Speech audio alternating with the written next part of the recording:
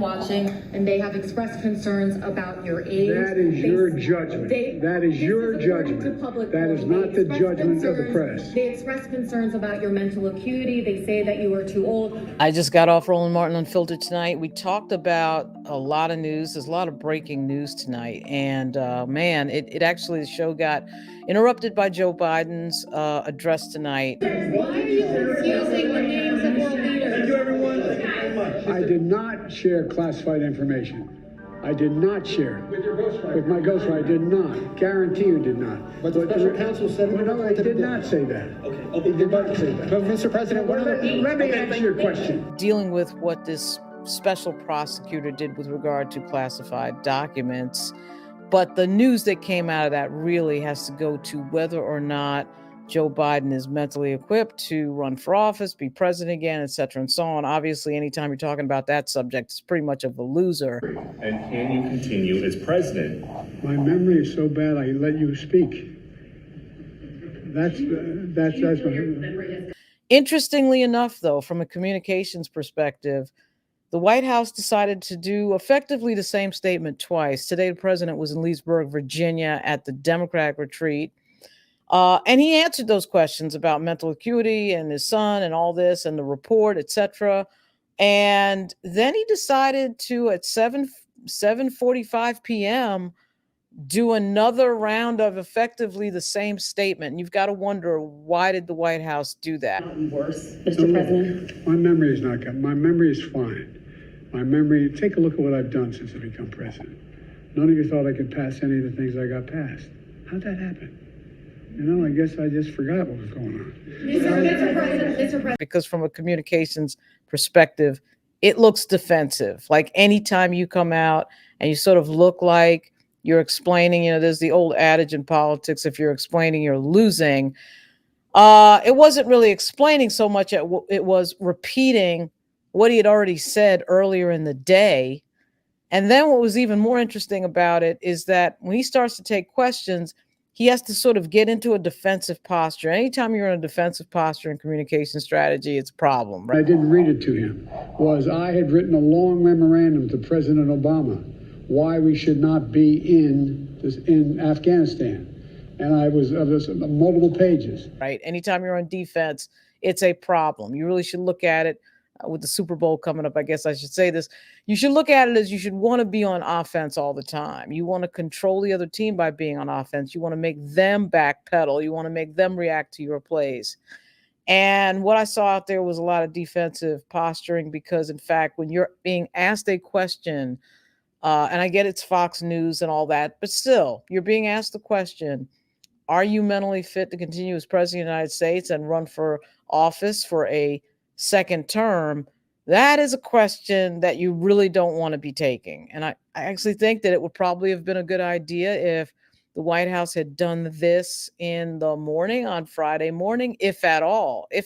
Have him speaking on this as opposed to just their response.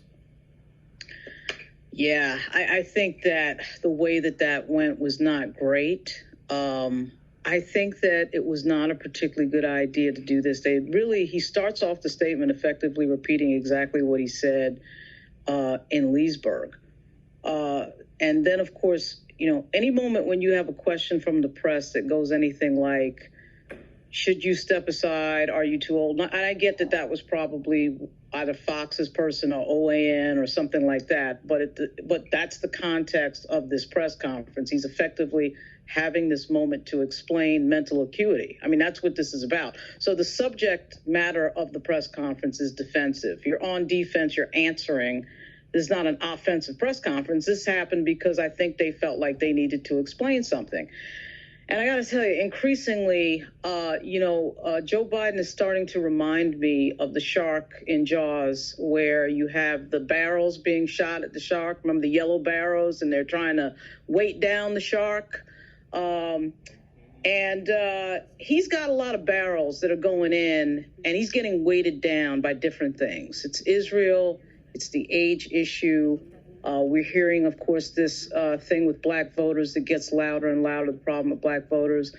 And I'm thinking that this was not a great idea, and I'm sure his staff is well aware of the fact that probably after a certain time, as somebody who, for a long time in my life, and even now has been one of the youngest people in my family, I know what it is to have older folks around, and usually at about a certain time, they get a little bit tired, quite frankly. And he's the president of the United States. He's not a retiree. So I'm sure the staff was aware that it probably wasn't a good idea to have him go out there. But somehow I think they were spooked. Somebody was spooked, probably from what they saw in the commentary from CNN and MSNBC, who were commenting on the parts of the report where allegedly, and I say allegedly because this is a Republican special prosecutor. I'm not saying the guy's a liar, but I'm saying that, yes, there is some, as with almost everything, there is always a political element to things.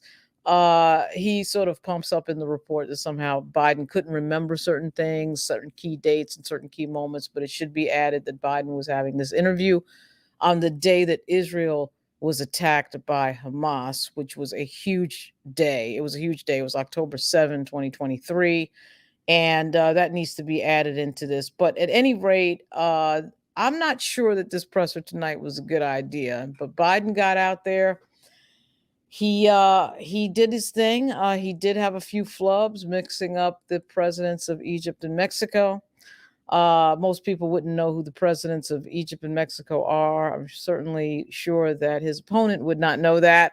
And so I'm not sure that that's probably the biggest flub in the world. But at any rate, certainly when you're the president of the United States, people do expect that you would know these things. So the question of his age continues to be a thing, and as I was saying on Rolling tonight, part of what I see out there is that it's kind of like what happens to the shark in Jaws, where when they're trying to weight down the shark, they keep shooting the shark with barrels, yellow barrels, and trying to weight the shark down and weight the shark down and weight the shark down. And Biden is getting weighted down by a lot of things, not just the age issue. It's the Middle East conflict. There's this growing sense that Black voters are not going to be there for him again as they were in 2020. They really are the reason that he is in office, particularly when you look at the votes in Milwaukee and Philadelphia and Atlanta. And so it's interesting to watch what happened tonight from a communication standpoint, because I do think it was a little bit of an unforced error. And this White House really does not make too many errors. They really actually don't. It's a very well-run White House compared to what we've seen in the past. And certainly what we saw the president before was a bit of a haphazard operation, to say the least. But tonight's address out there was a really interesting decision. And as Roland said, they may have wanted to wait until tomorrow to do that.